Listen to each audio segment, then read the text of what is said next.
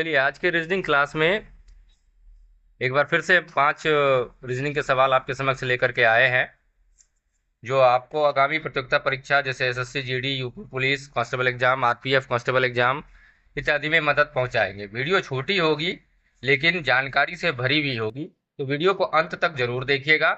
और वीडियो में बताए गए ट्रिक्स अगर आपको पसंद आ जाए तो वीडियो को लाइक, चैनल को सब्सक्राइब और अधिक से अधिक शेयर अवश्य कीजिएगा। देखिए प्रश्न क्या कहता है कि 56 इंटू 11 बराबर अगर 9 हो और 37 गुने 13 बराबर 6 हो तथा 42 गुने 12 बराबर 3 हो तो 87 गुने 77 बराबर प्रश्नवाचक के स्थान पर क्या आएगा, ये आपको बताना है। देखिए 56 गुने 11 9 तो हो नहीं सकता, लेकिन चूंकि रीजनिंग है और रीजनिंग में क्या होता है कि रीजनिंग में लॉजिक होता है, कुछ तर्क होते हैं जिसके आधार पर ये दिया जाता है और वो उस तर्क को जस्टिफाई भी करता है। तो देखिए इसको समझने का प्रयास करते हैं। जैसे 56 है, 56 गुने 11 बराबर 9 दिया है, तो इस दोनों को आपस में जोड़िए तो 5 और 6 11 हो जाता है, और इस दोनों को भी आपस में आपको जोड़ना है तो ये 2 हो जाता है, और आपस में इसको माइनस कर दें तो 9 आएगा, और 9 ही तो दिया हुआ है ना। इसी लॉजिक को यहां लगाते हैं। 37 इंटू 13 बराबर 6, तो इस दोनों को जोड़ा जाए तो कितना हो जाएगा, 10 हो जाएगा। इस दोनों को भी जोड़ा जाए तो कितना हो जाएगा, 4, और आपस में घटा दें तो 6, 6 ही तो दिया हुआ है ना। तो लॉजिक तो मिल रहा है यहाँ पर, इसी लॉजिक को यहाँ भी लगाते हैं। 42 इंटू 12 बराबर 3, इस दोनों को जोड़ने पर क्या आएगा, तो 6 आएगा। इस दोनों को जोड़ने पर क्या आएगा, तो 3 आएगा, और माइनस करेंगे दोनों को तो 3 आएगा, और 3 ही तो यहाँ पर दिया हुआ है। तो जब ये तीनों इस लॉजिक के ऊपर डिपेंड कर रहा है तो इसी लॉजिक को हम यहाँ पर लगाते हैं। 87 इंटू 77 बराबर वाट, तो इस दोनों को जोड़ते हैं 8 7 15, और इस दोनों को भी जोड़ते हैं तो 14, 7 7 14, माइनस करने पर 1, और 1 ही आपका करेक्ट आंसर हो जाएगा। ऑप्शन नंबर ए सही जवाब है। चलिए अगले प्रश्न की ओर बढ़ते हैं। तो चलिए अगला जो प्रश्न है, अगला प्रश्न क्या कहता है, दी गई आकृति में सी के विपरीत कौन सा अक्षर होगा। ये जो आकृति दी गई है एक्चुअली में ये ओपन पासा है, खुला पासा है। तो खुले पासे के जब भी आप सवाल को हल करें तो आपको एक छोड़कर चलना है। मतलब जैसे मान लिया जाए ये है 1 2 3, ठीक है, और यहाँ पर आपका सी लिया गया है, तो यहाँ के बाद ये एक छोड़ के फिर यहाँ डायरेक्ट इसको काउंट करना है। मतलब ये सी है तो इसको छोड़ देना है, यहाँ पे काउंट करना है, ठीक है। तो आप देखिए या तो आप आगे जा सकते हैं या पीछे भी जा सकते हैं, ठीक है। तो अब यहाँ पर सी है, सी के विपरीत बोल रहा है तो सी के आगे मतलब इसको छोड़ना है, तो इससे आगे तो कोई संख्या है नहीं। तो अब इधर चलेंगे तो इधर पीछे की ओर जब चलेंगे तो ई छोड़ करके डी आएगा।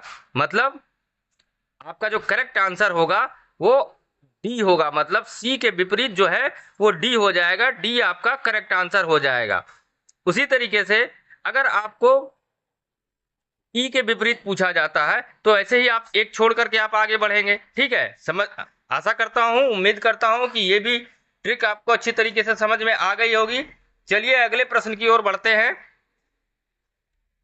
तो चलिए अगला जो प्रश्न है वो क्या कहता है कि दिए गए शब्द को अंग्रेजी वर्णमाला के क्रम से रखने पर कौन सा शब्द तीसरे स्थान पर होगा। तो जो शब्दकोश होता है, जो डिक्शनरी होता है, उसमें अंग्रेजी वर्णमाला के क्रम में ये तीसरे नंबर पे कौन सा शब्द आएगा यही आपको बताना है। तो देखिए इसमें पहला तो के है तो सारा ये तो सेम हो गया, तो पहला ये हो ही गया। फिर दूसरा एन है तो ये भी सेम ही रह गया। अब तीसरे में आपको देखना है, तो अंग्रेजी वर्णमाला में पहला शब्द कौन सा आता है, तो ए आता है, तो ये जो है आपका पहला अक्षर हो जाएगा। फिर देखिए आई है यहाँ पर और ओ है यहाँ पर और यहाँ भी ओ है, तो आई जो है वो 9 नंबर पर आता है और ओ जो है ये 15 नंबर पर आता है। ठीक है, तो आई जो है इसलिए ये दूसरे नंबर क्रम पर आ जाएगा। अब चूंकि ओ 15 नंबर पर आता है, दो जगह है, तो यहाँ पर अगले जो अक्षर है उसको हम देखेंगे। तो अगला अक्षर यहाँ पे डब्ल्यू है और यहाँ पे बी है।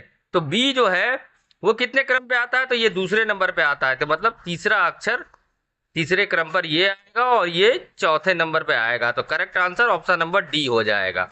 उम्मीद करता हूँ ये भी सवाल आपको अच्छी तरीके से समझ में आ गए होंगे। तो वीडियो पसंद आने पे वीडियो को लाइक अवश्य करें दोस्तों, चैनल को सब्सक्राइब अवश्य कर दें। चलिए आगे बढ़ते हैं अगले प्रश्न की ओर। तो देखिए अगला जो प्रश्न है ये क्या कहता है, ये कहता है कि 879 बराबर 8, 625 बराबर 1 और 586 बराबर 9 हो तो 785 बराबर प्रश्नवाचक के स्थान पे कौन सी संख्या आएगी। तो रीजनिंग है तो लॉजिक होगा, तो चलिए लॉजिक पता करते हैं। तो 879 बराबर क्या दिया गया है, 8 दिया गया है। इनको आपस में जोड़ने या गुना करने पर 8 तो आएगा नहीं। तो देखिए इसको ध्यान दीजिए, 7 और 9 को अगर आप आपस में जोड़ें तो क्या हो जाएगा, ये 16 हो जाएगा।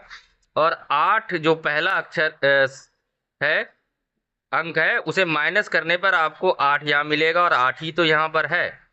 फिर सेम 625 बराबर 1 है, तो इस दोनों को जोड़ने पे कितना आएगा, 7।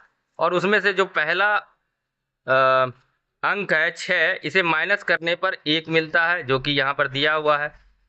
सेम लॉजिक यहाँ लगाते हैं, 586 बराबर 9। ठीक है, इस दोनों को आप जोड़िए तो 8 6 14 और उसमें से 5 को अगर आप माइनस करते हैं तो कितना आता है, 9 आता है जो कि यहाँ पर दिया हुआ है। तो इसी लॉजिक को हम यहाँ पर अप्लाई करते हैं। 785 बराबर हमको पता करना है, तो इस दोनों को जोड़ने पे कितना होगा, 8 5 13 और इसमें से 7 को माइनस कर दें तो 13 में से 7 जाएगा, 6 बचेगा। और 6 देखिए ऑप्शन नंबर ए में दिया गया है, मतलब ऑप्शन नंबर ए इसका करेक्ट जवाब हो जाएगा। उम्मीद करता हूं ये भी लॉजिक आपको, ये भी रीजनिंग आपको अच्छी तरीके से समझ में आ गए होंगे दोस्तों। चलिए आगे बढ़ते हैं अगले प्रश्न की तरफ। देखिए अगला जो प्रश्न है ये क्या कहता है, 16:64 जिस प्रकार आया उसी प्रकार 49 प्रश्नवाचक के स्थान पर कौन सी संख्या आएगी। तो आप ध्यान देंगे तो 16 जो है 4 का स्क्वायर है। ठीक है, उसी प्रकार 7 भी जो है ये आप 49 जो है ये 7 का स्क्वायर है। तो लेकिन अगली संख्या क्या आएगी, तो आप ध्यान दीजिए, अगर आप 8 का स्क्वायर कर देते हैं तो 8 8 64 होता है, लेकिन डबल करने पर। लेकिन अगर 14 का स्क्वायर करेंगे तो आपको यहाँ पर जवाब नहीं मिलेगा, तो ये गलत हो जाएगा। तो क्या कर सकते हैं, 4 का स्क्वायर करने पर हमको 16 मिलता है, लेकिन 4 का अगर आप क्यूब करेंगे तो आपको 64 भी मिलेगा। तो उसी तरीके से 7 का स्क्वायर करने पे जैसे 49 मिलता है, तो 7 का अगर आप क्यूब करेंगे तो आपको कितना मिलेगा, 343। यही आपका करेक्ट आंसर हो जाएगा, ऑप्शन नंबर सी। उम्मीद करता हूं दोस्तों ये सवाल भी आपको अच्छी तरीके से समझ में आ गए होंगे। तो वीडियो को अंत तक आपने देखा, जो कि आपको Bihar police, UP police constable exam, SSC GD constable exam, RPF constable exam के लिए काफी महत्वपूर्ण सवाल थे। तो अब जाते जाते वीडियो को एक लाइक कर दें, चैनल को सब्सक्राइब कर लें जो लोग पहली बार चैनल पर आए हैं। और अगर आप इन वीडियो के पीडीएफ प्राप्त करना चाहते हैं तो हमारे व्हाट्सएप टेलीग्राम चैनल को ज्वाइन करें, लिंक डिस्क्रिप्शन में मौजूद है। धन्यवाद।